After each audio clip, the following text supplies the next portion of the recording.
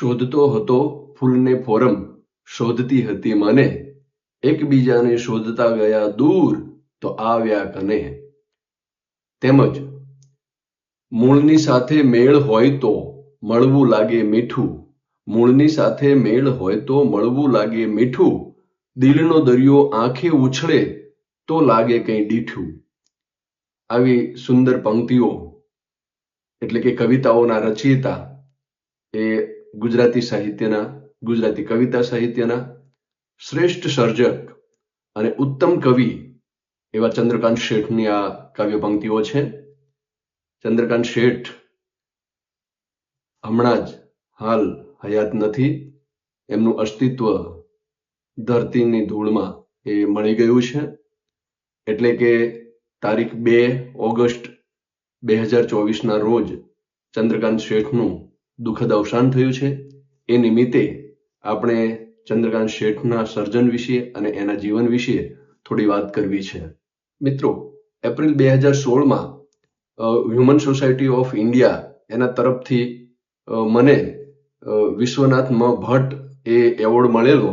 એ મારા આ પુસ્તક વિશે કે ગુજરાતી વિવેચનના કેટલાક સંપ્રત્યયો એ પુસ્તક વિશે મને વિશ્વનાથ મ ભટ્ટ એ હ્યુમન સોસાયટી ઓફ ઇન્ડિયાનો એવોર્ડ મળેલો. અને એ એવોર્ડની જે સેરેમની હતી, જે આપવાનો હતો, ત્યારે આ એવોર્ડ છે એ મને ગુજરાતી સાહિત્યના લબ્ધ પ્રતિષ્ઠિત અને પ્રસિદ્ધ કવિ એવા ચંદ્રકાંત શેઠ સાહેબના હસ્તે આપવામાં આવ્યો હતો. તે સમયે ચંદ્રકાંત શેઠ અને બીજા અન્ય મહાનુભાવો, રાજકીય ક્ષેત્રે ખૂબ પ્રસિદ્ધિ પામેલા દિનશા પટેલ પણ ત્યાં હાજર હતા. નડિયાદ ખાતે આ એવોર્ડ સેરેમની રાખવામાં આવેલી હતી અને મને એ સંભારણાઓ છે એ મને યાદ છે. અને એટલે થઈને થોડી ચંદ્રકાંત શેઠ વિશે વાત કરવી છે. ચંદ્રકાંત શેઠ એ હવે આપણી વચ્ચે રહ્યા નથી, પણ એમને એક ખૂબ સરસ કવિતા લખી છે. એમનો પહેલો કાવ્ય સંગ્રહ છે પવન રૂપેરી, અને એની અંદર તેમણે બહુ સરસ વાત કરી છે. પોતાના વિશે જ એમને લખ્યું હોય એમ આપણને લાગે છે. અને કદાચ પહેલેથી એ આ પ્રકારની એક ઇંગિત હોય અથવા તો ઈશારો હોય એ પ્રકારે આપણને લાગે, એ પ્રકારનું એમનું કાવ્ય છે. એમાં એવું કહે છે કે ક્યાં છો ચંદ્રકાંત, ક્યાં છો ચંદ્રકાંત, તમે ક્યાં છો, ક્યાં છો? તમારા આ બોલાયેલા લખાયેલા શબ્દો એમાં તમે નથી, તમારી છે છાયા, જેને તમારું આ સહેજે અભિજ્ઞાન. ચંદ્રકાંત, તમોને ભૂલાવી દેતા તમારા અરીસા, એને તોડી ફોડી કેમ નથી દેતા? તમારી જ આરતીને સહી લો છો શાને, કેમ ફૂંક મારી ઓલવી ના દેતા? ક્યાં છો ચંદ્રકાંત, તમે ક્યાં છો, ક્યાં છો? તો આ પ્રકારની કવિતા એ ચંદ્રકાંત શેઠે એ પોતાના વિશે લખી છે. એટલું જ નહીં, એમને પોતાના વિશે એમ પણ કહ્યું છે કે ચંદ્રકાંતનો ભાંગીને ભૂક્કો કરીએ, એના મનમાં ખાલી સમય સડે છે. ચપટી નભને ચપટી માટી, ચપટી વાયુ ચપટી તેજ, જરા મળ્યો જે ભેજ, બધું એ વ્યર્થ વ્યર્થ બગડે છે. દેશકાળને દર્પણ એના ડાઘ પડે છે. ચંદ્રકાંતનો ચહેરો ભૂસી દઈએ, એને વેર વિખેર કરીને આ ધરતીમાં ધરબી દઈએ, ચંદ્રકાંતનો ભાંગીને ભૂક્કો કરીએ. તો આવું કવિ એ પોતાના માટે કહે એ એકમાત્ર ચંદ્રકાંત શેઠ છે. હવે આમ જોઈએ તો એમનો ભાંગીને ભૂક્કો થઈ ગયો છે અને છેલ્લે કહે છે કે ચંદ્રકાંતનો ચહેરો ભૂસી દઈએ. હવે એમનો ચહેરો ભૂસાઈ ગયો છે અને ત્યાં કીધું છે કે એને વેર વિખેર કરીને આ ધરતીમાં ધરબી દઈએ. એમનું અસ્તિત્વ છે આ ધરતીમાં ધરબાઈ ગયું છે. એવા ચંદ્રકાંત શેઠનું આજે આપણે સ્મરણ કરીએ છીએ. ચંદ્રકાંત શેઠનો જન્મ 3 ફેબ્રુઆરી 1938ના રોજ પંચમહાલ જિલ્લાના હાલોલ ગામે થયો હતો. આમ તો એમનું મૂળ વતન છે એ ઠાસરા, એટલે કે ખેડા જિલ્લાનું આ ઠાસરા ગામ. તેઓ જન્મ્યા ત્યારે જ એમના માતા છે એ લકવાગ્રસ્ત થયેલા. ત્યાર પછી એમનું પ્રાથમિક અને માધ્યમિક શિક્ષણ છે એ હાલોલ અને કણજરીમાં વીત્યું છે. 7મા ધોરણથી જ આમ તો એમને કવિતા લખવાની શરૂઆત કરેલી. કવિતા લખવાનો એમને શોખ હતો અને ધીરે ધીરે એમને એ કવિતા લખવાની એ તરફ વધવાનું એ પ્રયાણ કરેલું.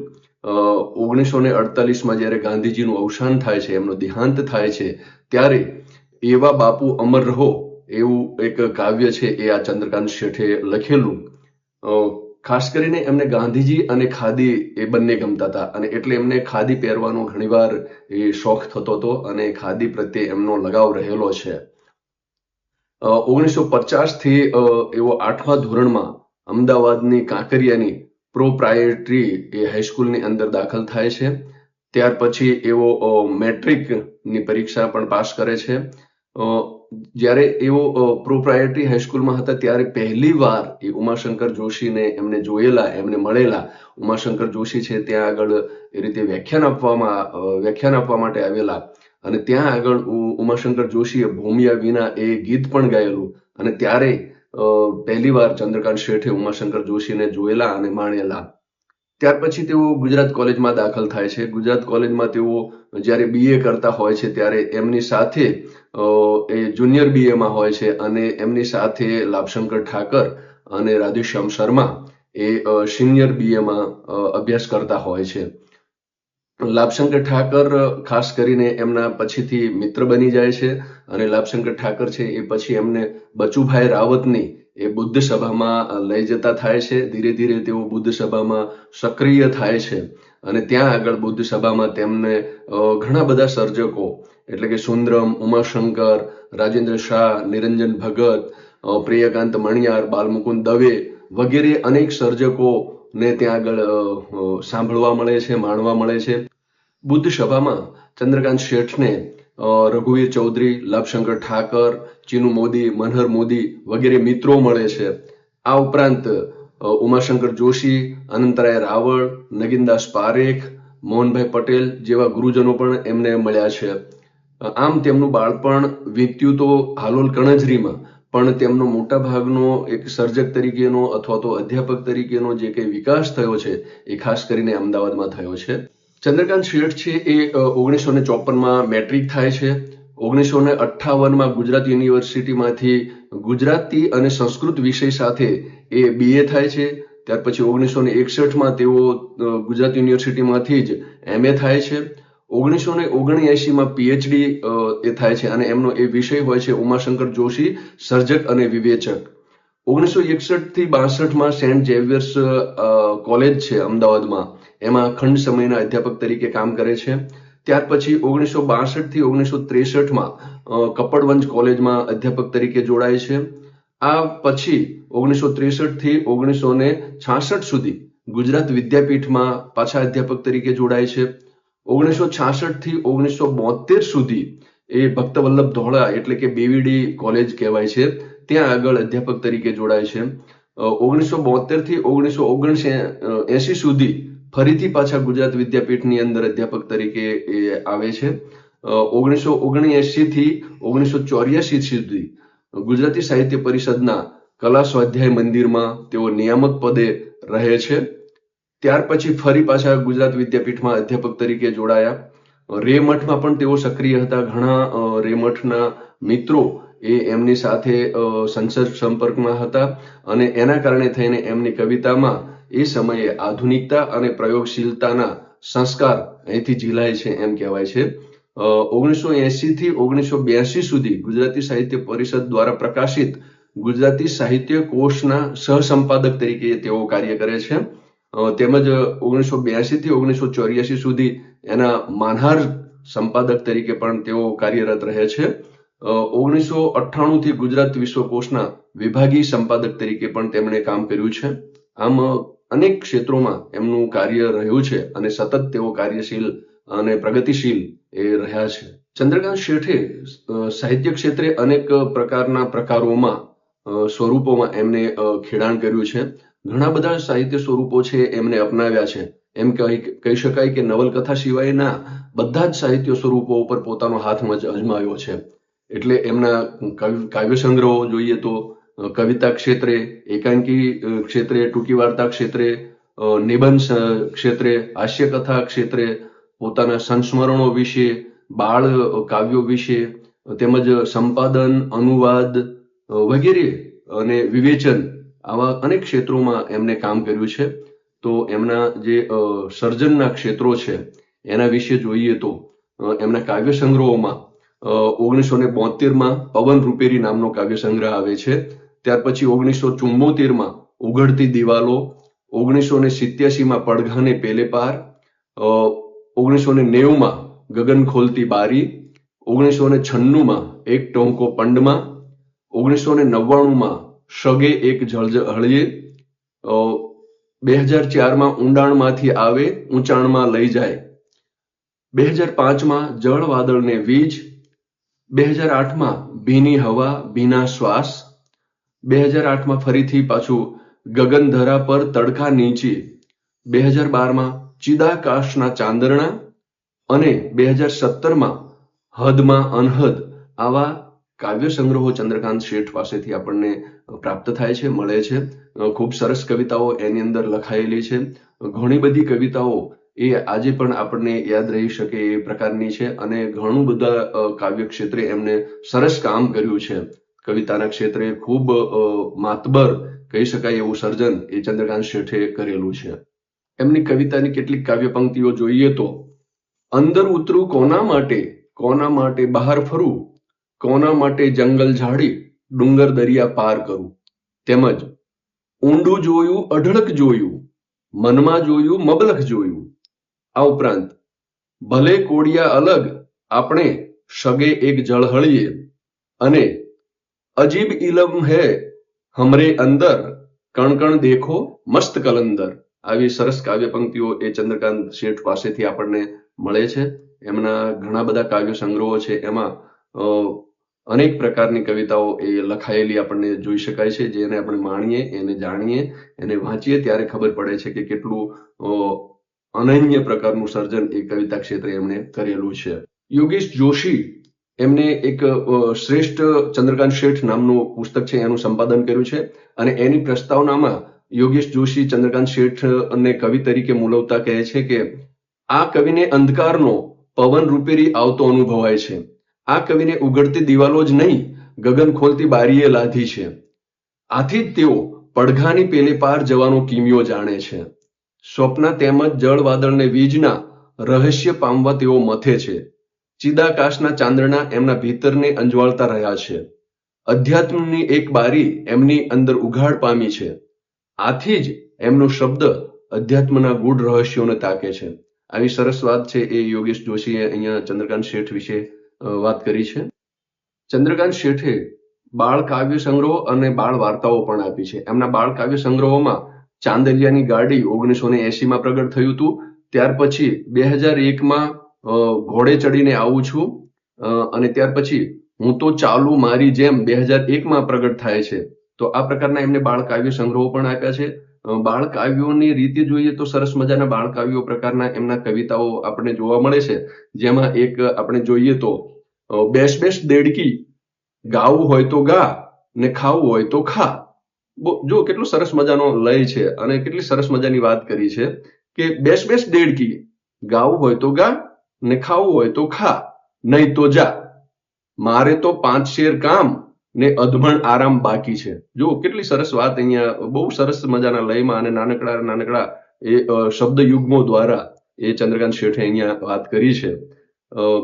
એનું જ પછી છે દેડકીમાં કે છે કે દેડકી ડાઈ થા, મળે તે ખા, સૂજે તે ગા ને નહીતર જા, પાવ લો પા.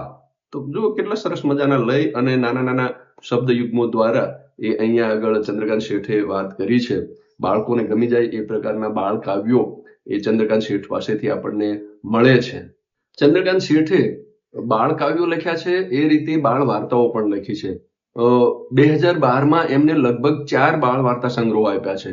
એક સાથે જુઓ આવા 4 વાર્તા સંગ્રહો એક જ વર્ષમાં એ ચંદ્રકાંત શેઠ આપે છે. જેમાં અનિલનો ચબૂતરો એ 2012, કીડીબાઈએ નાચ જમાડી એ પણ 2012, જેવા છીએ રૂડા છીએ એ પણ 2012 અને ઝાંઝરભાઈને જડિયા પગ આ પણ 2012. તો આ પ્રકારના 4 વાર્તા સંગ્રહો છે એ આપણને ચંદ્રકાંત શેઠ પાસેથી બાળ વાર્તાના સંગ્રહો મળે છે.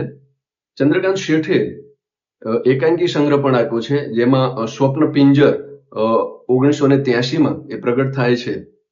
એ એકમાત્ર એમનો એકાંકી સંગ્રહ છે. ત્યાર પછી એમને ટૂંકી વાર્તા સંગ્રહ પણ આપ્યો છે, જેનું નામ છે એ બાલ્કની વાળી છોકરી, અને જે 1995 એ પ્રગટ થાય છે. હાસ્ય કથા પણ તેમને આપી છે, એ અને હું. જે 1991માં પ્રગટ થયેલી છે. ચંદ્રકાંત શેઠે નંદ સામવેદી, આર્યપુત્ર, બાલચંદ્ર, દક્ષ પ્રજાપતિ વગેરે ઉપનામોથી સર્જન કર્યું છે. એમના નિબંધ સંગ્રહો એ મોટાભાગે નંદ સામવેદીથી પ્રગટ થયેલા હતા. જે કંઈ નિબંધો એમણે લખ્યા છે એ નંદ સામવેદી ઉપનામથી લખ્યા છે. જેમાં એમના નિબંધ સંગ્રહોમાં આપણે જોઈએ તો નંદ સામવેદી 1980માં અને ત્યાર પછી 2001માં ફરીથી પ્રગટ થાય છે. ચરિત્ર નિબંધ સંગ્રહ છે એમનો ચહેરા ભીતર ચહેરા, જે 1986માં પ્રગટ થાય છે. 1990માં હેત અને હળવાશ, 1995માં વહાલ અને વિનોદ, 1997માં ગુણ અને ગરિમા, આ ઉપરાંત 1997માં વાણીનું સત, વાણીની શક્તિ, 2005માં કાંકરી ચાળો અને પથ્થરમારો નામનો નિબંધ સંગ્રહ પ્રગટ થાય છે. ત્યાર પછી 2005માં ફરીથી હળવી કલમના ફૂલ અને 2013માં રૂડી જણસો જીવતરની, 2015માં દીવે દીવે દેવ, આવા અનેક નિબંધ સંગ્રહો આપણને ચંદ્રકાંત શેઠ પાસેથી મળી રહે છે. નિબંધોમાં એમનું કામ ખૂબ સરસ છે. ખૂબ સારા એવા નિબંધો ચંદ્રકાંત શેઠે એ લખ્યા છે. ચંદ્રકાંત શેઠના બાળપણના સંસ્મરણોને આલેખતો ગ્રંથ ધૂળમાની પગલીઓ એ 1984માં પ્રગટ થાય છે. આમાં લેખકના બાળપણના સંસ્મરણો આલેખાયેલા છે. જે કંઈ એમને જોવાનું કુતૂહલ હતું અને એમની જે સ્મૃતિઓ હતી, એમની જે કલ્પનાઓ હતી, એને અહીંયા આગળ વાચા આપવામાં આવી છે. તો ખૂબ સરસ. જો ચંદ્રકાંત શેઠને આપણે જાણવા હોય, માણવા હોય અને ચંદ્રકાંત શેઠ વિશે વિશેષ જાણવું હોય તો આ ધૂળમાની પગલીઓ એ પુસ્તક વાંચવું જોઈએ. ચંદ્રકાંત શેઠ પાસેથી આપણને વિવેચન, અનુવાદ અને સંપાદનના પણ અનેક પુસ્તકો મળે છે. વિવેચનના પુસ્તકોમાં જોઈએ તો 1976માં એમનું કાવ્ય પ્રત્યક્ષ નામનું પ્રથમ વિવેચન પુસ્તક પ્રગટ થાય છે. ત્યારબાદ 1978માં અર્થાંતર નામનું પુસ્તક આવે છે. 1979માં રામનારાયણ વી પાઠક, એ રામનારાયણ વિશ્વનાથ પાઠક વિશેનું પુસ્તક છે. ત્યાર પછી 1984માં આયરનીનું સ્વરૂપ અને તેનો સાહિત્યમાં વિનિયોગ, એ નામનું પુસ્તક એમનું પ્રગટ થાય છે. સ્વામિનારાયણ સંત કવિતા આસ્વાદ અને અવબોધ, એ 1984માં પ્રગટ થાય છે. કાંત, કવિ કાંત વિશેનું પુસ્તક છે એ 1990માં એમનું પ્રગટ થયેલું છે. ત્યાર બાદ આપણે જોઈએ તો 1986માં કવિતાની ત્રિજ્યા નામનું એમનું વિવેચનનું સરસ મજાનું પુસ્તક છે એ પ્રગટ થયેલું છે. ઉમાશંકર જોશી વ્યાખ્યાનમાળા 3, એ 1992માં. ભક્ત કવિ શ્રી નરસિંહ મહેતા ભક્તિ કવિતાનું સાતત્ય અને સિદ્ધિ, એ 1993માં પ્રગટ થાય છે. મહાદેવભાઈ દેસાઈ સત્વ અને સાધના, એ 1994માં પ્રગટ થાય છે. સાહિત્ય પ્રાણ અને પ્રવર્તન 1998માં. સ્વામી આનંદ, એ પણ 1998માં. શબ્દ દેશનો શબ્દ વિદેશનો, એ 2002માં. ઉમાશંકર જોશી ઝલક અને ઝાંખી, એ 2003માં. કવિતા પથ અને પગલા, 2004માં. સાહિત્ય તેજ અને તાસીર, એ 2005માં. આમ ઘણા બધા વિવેચન સંગ્રહો એમની પાસેથી આપણને મળે છે અને એની અંદર એમની વિવેચક તરીકેની દ્રષ્ટિ, કવિતાને જોવાની દ્રષ્ટિ, એક સર્જકને એના સર્જન પ્રત્યે જોવાની દ્રષ્ટિ, એ આપણને એમના વિવેચન સંગ્રહોમાંથી જોવા મળે છે. આ ઉપરાંત એમને અનુવાદના પણ પુસ્તકો આપ્યા છે. ચંદ્રકાંત શેઠના અનુવાદ અને રૂપાંતરના પુસ્તકોમાં જોઈએ તો બૃહદ ગુજરાતી કાવ્ય પરિચય ભાગ અને 2, 1995માં પ્રગટ થાય છે. બૃહદ ગુજરાતી ગદ્ય પરિચય ભાગ 1 અને 2, એ પણ 1995માં પ્રગટ થાય છે. સંખ્યા નિર્દેશક શબ્દ સંજ્ઞાઓ, એ 1983માં પ્રગટ થાય છે. યુગ દ્રષ્ટા ઉમાશંકર જોશી 1995માં અને ત્યારબાદ 2004માં એની ફરીથી એક આવૃત્તિ થાય છે અને એ પ્રગટ થાય છે. એ ઉપરાંત એમના સંપાદનોમાં જોઈએ તો ચૂંટેલી કવિતા સુંદરમ, એ 2004માં. સુંદરમની શ્રેષ્ઠ વાર્તાઓ, એ પણ 2004માં. સ્વામી આનંદ નિબંધ વૈભવ, એ 2004માં. આવા અનેક એમના સંપાદનને લગતા 35 જેટલા પુસ્તકો પણ આપણને પ્રાપ્ત થાય છે. ચંદ્રકાંત શેઠ પાસેથી આપણને મોહનભાઈ પટેલ સાથે 1973માં ગુજરાતી વિરામચિહ્નો નામનું પુસ્તક પ્રાપ્ત થાય છે, જેમાં ગુજરાતી વિરામચિહ્નો વિશે શાસ્ત્રીય દ્રષ્ટિથી સર્વગ્રાહી ચર્ચા કરતું આ પહેલું પુસ્તક આપણને મળે છે. 1979માં દાંપત્ય મંગલ નામના પુસ્તકમાં દાંપત્ય વિષયક કાવ્યો અને વિચારોનો એ સહસંપાદિત ગ્રંથ આપણને એમની પાસેથી પ્રાપ્ત થાય છે. માતૃદર્શન નામનું એક પુસ્તક છે એ આપણને 1981માં એમની પાસેથી પ્રાપ્ત થાય છે, જેની અંદર માતૃભક્તિના ગુજરાતી કાવ્યોનું સહસંપાદન છે. એ ઉપરાંત ભાષા સાહિત્ય દ્વારા રાષ્ટ્રીય અસ્મિતા એ નામનું પુસ્તક છે એ 1977માં આપણને મળે છે, જેમાં મુખ્યત્વે ગુજરાતી ભાષા સાહિત્યના અભ્યાસીઓના સાહિત્ય દ્વારા સધાતી રાષ્ટ્રીય એકતા વિશેના વિચારોનું એ સહસંપાદન છે. બૃહદ ગુજરાતી ગદ્ય પરિચય ભાગ 1-2 એ 1973માં આપણને એમની પાસેથી મળે છે, અને મધ્યકાલીન ગુજરાતી કાવ્યોમાં વપરાયેલી સંખ્યાઓનો નિર્દેશ કરતા શબ્દોની માહિતી આપતું સંખ્યા નિર્દેશક શબ્દ સંજ્ઞાઓ પુસ્તક એ 1983માં એ આપણને મળે છે.